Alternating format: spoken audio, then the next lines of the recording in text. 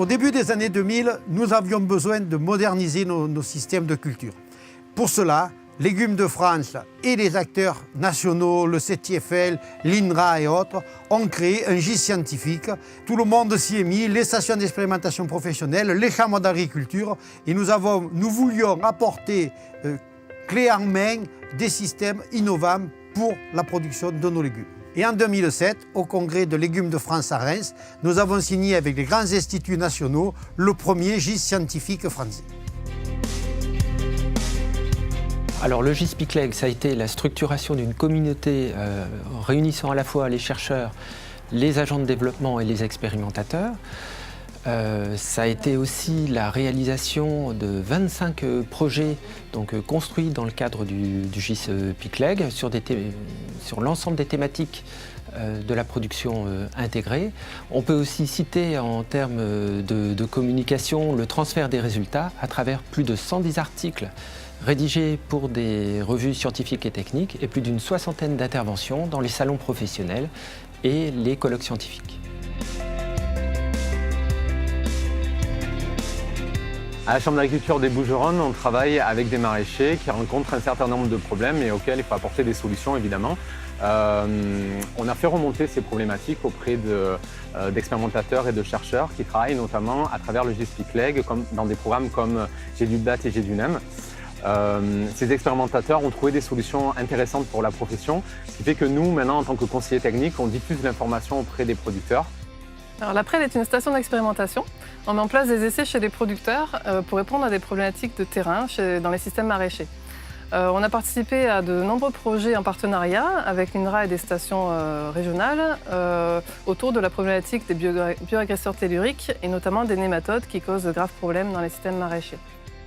Et à travers de ces travaux, on a pu faire ressortir des techniques alternatives à intégrer dans les systèmes maraîchers qui puissent réduire la pression des nématodes dans le sol.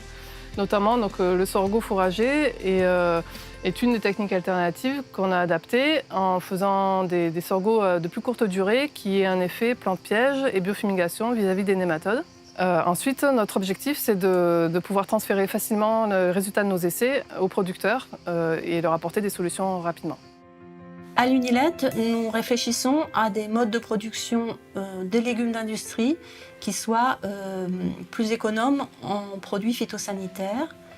Cécilie, c'est l'expérimentation de systèmes de culture dans plusieurs régions où l'on va faire intervenir des leviers à l'échelle de la rotation des cultures et à l'échelle de chaque culture qui vont permettre de baisser la pression des bioagresseurs. Ces leviers, par exemple, c'est le désherbage mécanique, c'est l'introduction d'espèces assainissantes, etc. Les échanges dans le cadre du GIS Picleg nous ont permis d'acquérir une méthodologie scientifique et de transformer nos résultats d'expérimentation en données objectives, exploitables et transférables. Au CTIFL à Carquefou, on travaille depuis 2013 sur le projet Agathe. Ce projet consiste à mettre au point et à évaluer des stratégies de protection agroécologique des cultures de melons contre les pucerons et des cultures de poireaux contre les thrips en utilisant des plantes de service. On place tout autour des parcelles des plantes ressources qui vont apporter les ressources énergétiques aux ennemis naturels qui va leur permettre de fabriquer les œufs et on place dans les parcelles elles-mêmes des plantes banques qui vont fournir aux larves d'ennemis naturels des proies de substitution en attendant l'arrivée des thrips et des pucerons dans les cultures. Je suis convaincu que l'utilisation de ce genre de stratégie permettra à l'avenir de produire de façon agroécologique, mais ce genre de stratégie nécessite de paramétrer son système de façon très précise, en choisissant en particulier des plantes ressources qui favorisent les ennemis naturels sans favoriser en parallèle les ravageurs. Premièrement, ça va être d'élargir les travaux du GIS au-delà de la gestion de la santé des cultures pour répondre à l'enjeu global de la production intégrée. Deuxièmement, concevoir des systèmes de culture plus résilients, capables de résister ou de s'adapter à des perturbations climatiques ou biologiques et de se maintenir sur le long terme. Troisièmement, considérer la diversité des systèmes de production, en plein champ, sous serre, sous abri, et leurs interactions et leur coexistence.